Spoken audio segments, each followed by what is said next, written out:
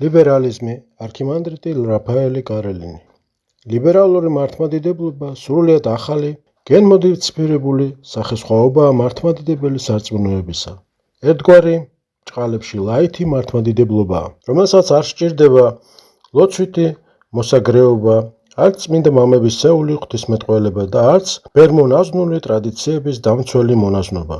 იგი ფსევდოსულიერი სინთეტიკაა ყოველგვარი ასკეტური ღვაწლისაგან დაცლილი. მართლმადიდებლობა ჯვრის გარეშე, ესე იგი ქრისტეს გარეშეც. ლიბერალური მართლმადიდებლობა წარმოუდგენელია საკადრო პოლიტიკის გარეშე.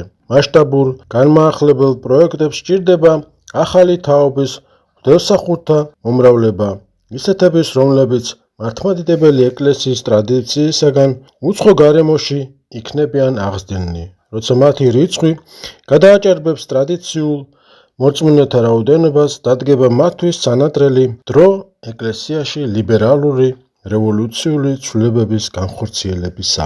მართლმადიდებლობას ყავს უხილავი მტერი, ის ყველგან არის და არსად არ არის, ის არც რამეა და არც ვინ.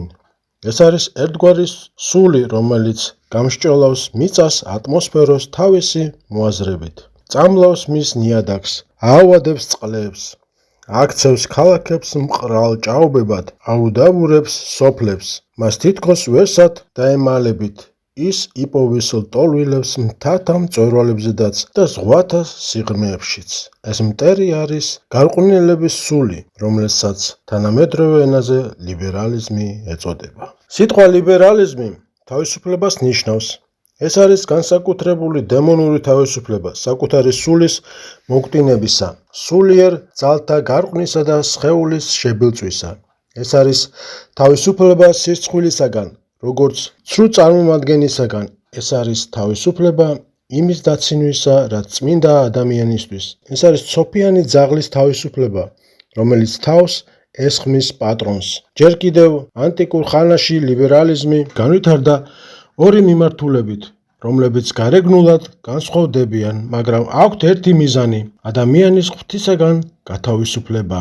პირველი გზა არის ცინიზმი, მეორე ესთეტიზმი.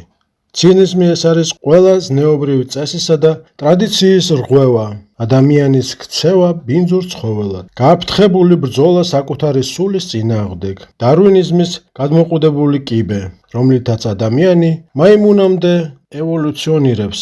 მისი დევიზია ჭყალებში თავისუფლება ურცხობაში. ესთეტიზმი თითქოს საპირისპიროა ცინიზმისა. ის სილამაზის კულტია, მაგრამ ქმნილი გრძნობისმიერი მატერიალური სილამაზისა, რომელიც საკუთარი თავით აეფარა ღვთაებრივი ნათლის სილამაზეს. ეს არის ხელთუქმნელი კერპების სილამაზე, სილამაზე აფროდიტისა და აპოლონისა, სილამაზე, რომელიც კლავს სულს. ესთეტიზმმა ხელოვნება აქცია ადამიანური ვნების გააღმერთა ვნებები, ამოწურა საკუთარი თავი და გადავიდა ანტიესთეტიზმში, დეკადენიზმში, სილამაზის აგონიაში. ლიბერალიზმმა საწყისშივე დაინახა ქრისტიანობაში თავისი შეურიგებელი მტერი. მან აღმართა დევნა ეკლესიაზე. ესთეტიზმი თითქოს საპირისპიროა ცინიზმისა. ის სილამაზის კულტია, მაგრამ ქმნილი გრძნობისმიერი და მატერიალური სილამაზისა, რომელიც საკუთარი თავით აეფარა ღვთაებრივი ნათლის სილამაზეს.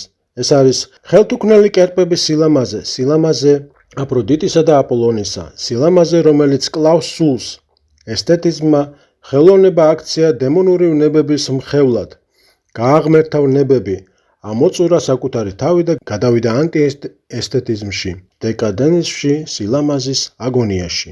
ლიბერალიზმმა საწყისშივე დაინახა ქრისტიანობაში თავისი შეურიგებელი მტერი. მან აღმართა დევნა ეკლესიაზე, კერპთაყვანისმცემელ იმპერატორთა ხანაში. უკვე მაშინ სჯიდნენ ქრისტიანებს ლიბერალიზმის პოზიციიდან. ადანაშაულებდნენ მათ, თითქოს ყოფილიყვნენ კაცმონძულეები, სიკვდილის აღმრჩეველი ფანატიკოსები, მტრები ადამიანური ბედნიერებისა და ამიტომ უნდა განადგურებულიყვნენ, როგორც ამოიშანტება წყლული, გავარვარებული რკინით. ნიშანდობლივია, რომ ქრისტიანებზე დევნაში მონაწილეობდნენ როგორც ცინიკოსები, ასევე პლატონისტები. ესთეტები ფილოსოფიისა. ლიბერალიზმმა ოდესღაც თვით ქრისტიანობაში შექმნა ანტიქრისტიანობა, რენესანსი, შეცვალა რა ასკეტიზმი სხეულის კულტით. მან აქცია კათოლიციზმი წუთისოფლის მსახურად და დააჩოქა იგი. მან გაუკაფა გზა პროტესტანტიზმს, რომელმაც ქვის როდინში დააფქვა ძველი გარდამოცემის ნამსხვრევები, რომლებიც ჯერ კიდევ რჩებოდა კათოლიციზმში. ადამიანის აყვანა ღმერთზე მაღლა იყო მიზანი მთელი რეფორმატორობისა. ლიბერალიზმი ასულდგმულებს რევოლუციებს, რომლებიც სატანის ალისფერ-შავ დროშებს ქვეშ მიმდინარეობენ. ის ცდილობს გაანადგუროს ეკლესია, ხან ტარანის დარტყმათა მსგავსი სისხლიანი დევნით, ხან შიგნიდან გრევით, ცვლის რა სხვა რელიგიით, რომელშიც შენარჩუნებულია მსგავსება ქრისტიანობისა, მაგრამ არ არის ქრისტე, როგორც ძე ღვთისა, გამომხსნელი და სამყაროს მსაჯული. ლიბერალებს აქვთ მუდმივი ნოსტალგია წარმართობისადმი. სულის სიღრმეში მათ სურთ აქციონ ცა ოლიმპად ან ჰიმალაებად. ამ სულისათვის საძულველია ქრისტე და ამიტომაც ცდილობს შეცვალოს იგი ცრუ ქრისტეს ხატებით, ქმნის კერპებს სახელად ქრისტე, რათა მათ ეთაყვანებოდნენ ისინი, ვისაც თავი მიაჩნია ქრისტიანად. ლიბერალიზმისთვის განსაკუთრებით აუტანელია სწავლება იმაზე, რომ ღმერთი არის უმაღლესი სამართლიანობა, საჯული სოფლისა და ყოველ ადამიანს მიაგებს მის საქმეთაებრ. როზენკრეიცერი, გოეთე, მეფისტოფელის პირით ამბობს, რომ ღმერთი არის კეთილი მოხუცი, რომელთანაც ეშმაკს ძალუძს მოილაპარაკოს ყველაფერზე. ხედავენ კი ქრისტიანები ასეთი გაყალბების საშიშროებას? ფიქრობ ერთნი ვერ ხედავენ.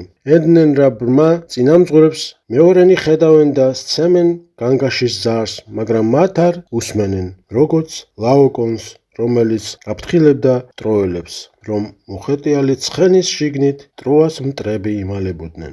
ესმით, მაგრამ დუმან, რათა იქნენ გაჭყლეტილნი ლიბერალთა რკინის ტერფით. მეოთხენი ვერ ხედავენ, იმიტომ რომ არ უნდათ დაინახონ, რადგან ლიბერალიზმმა მოწამლა მათი ცნობიერება, გარყვნა გრძნობები, გაამართლა ბილწი ჟინი და ამიტომ გულის სიღრმეში მათ თავად სურთ იყვნენ მოტყუებულნი.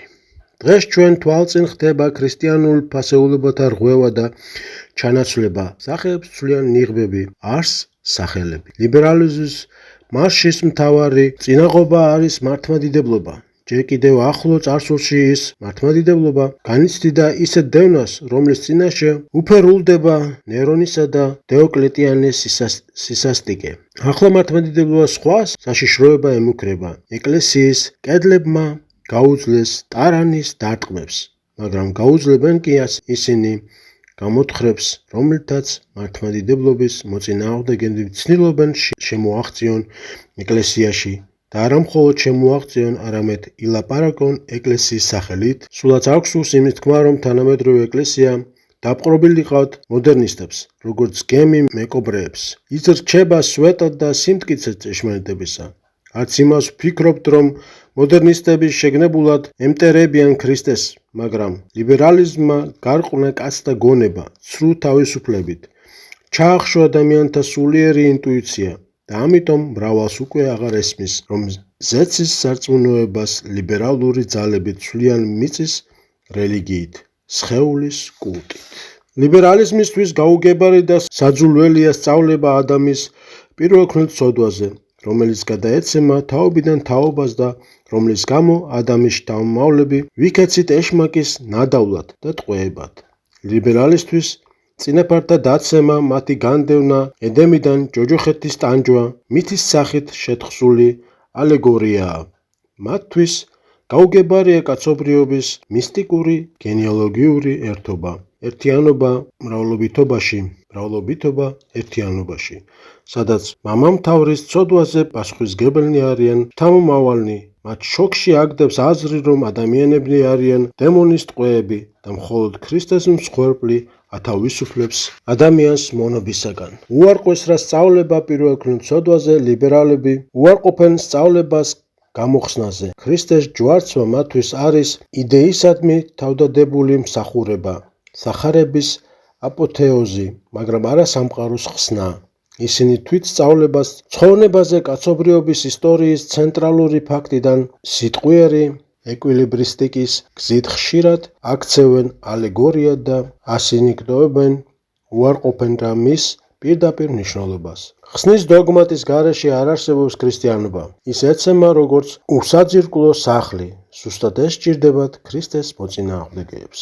ქრისტიანობამ გადაუშალა ადამიანს მთელი სიღრმე ცოდვისა, ტრაგიკულობა, დაცემისა და ღვთისაგან განდგომილების მეტაფიზიკური ფესვები. სეკულარიზებული ცნობიერება თანდათან განაშორებს ქრისტიანობას, მის მისტიურ სიღრმეებს, უზარმაზარ აისბერგს აქცევს სიფრიფინა ზედაპირზე მოტივტივე ყინულად. ქრისტიანი უნდა შეუდგეს ბრძოლას სამ მტერთან, დემონთან, ამპარტავნებასთან და ხორციელ გულისხმობთან. მოდერნიზმი აბუჩად იგდებს დემონის არსებობას, შედის თანხმობაში ნახევრად წარმართულ ქვეყნიერებასთან, ამართლებს ვნებესა და კაცობრიულ გულისხმებს და აქცევს სულს დაუცველად ამ სამი მტრისაგან. ლიბერალურმა ქრისტიანობამ გაწყვიტა კავშირი მეტაფიზიკურ სამყაროსთან. მისთვის არ არსებობს ანგელოლოგია და დემონოლოგია. კაცობრიობის პირველი მტერი დემონი იღებს ნისლისებრი აბსტრაქციის სახეს. სწავლება დემონებზე, როგორც ცოცხალ არსებებზე, ეჩვენება მოძველებად მითოლოგიად. ის ლიბერალები, რომლებიც ჯერ კიდევ აღიარებენ დემონის არსებობას, ცდილობენ წარმოიდგინონ ის როგორც უწყინარი სული, რომელიც დროებით განვარდა ღვთისაგან, ბოლოს კი დაუბრუნდება მას და დაიკავებს თავის უწინდელ ადგილს. თუ ისინი ზოგჯერ მაინც იხსენებენ ჯოჯოხეთს, მხოლოდ იმისთვის, რომ დაიმედონ ცოდვილები თითქოს ადამიანის ხელშია ჯოჯოხეთის გასაღები. მას შეუძლია იმყოფებოდეს ქვესკნელში ან გახსნას შიგნიდან და გამოვიდეს საკუთარ ნებისამებრ და თითქოს მხოლოდ სურვილი ცოდვილის ახსნის მის წინაშე ჯოჯოხეთს ან სამოთხეს, ხოლო ღმერთი და სატანა არ ეწინააღმდეგებიან მის არჩევანს. შეგახსენებთ, რომ მეტისმეტი უსაფუძვლო იმედი ღვთისმოწყალებისა, რომელიც გადადის ცოდვის დაშვებადობაში, ეკლესიის მიერ მიიჩნევა სულიწმინდის გმობად, რომელიც არ მიეტევება არც ამ და არც მომავალ ცხოვრებაში. მოდერნისტთა დიდი ნაწილი საერთოდ თვლის, რომ ჯოჯოხეთი არ არის მიღმისეული სამყაროს შემაწუნებელი რეალობა, არამედ ადამიანის ფსიქიკური გრძნობა, განწყობა, ადამიანის ფსიქიკური განწყობა, დეპრესიული მანია, რომლის სამკურნალოდ საჭიროა ფსიქიატრი.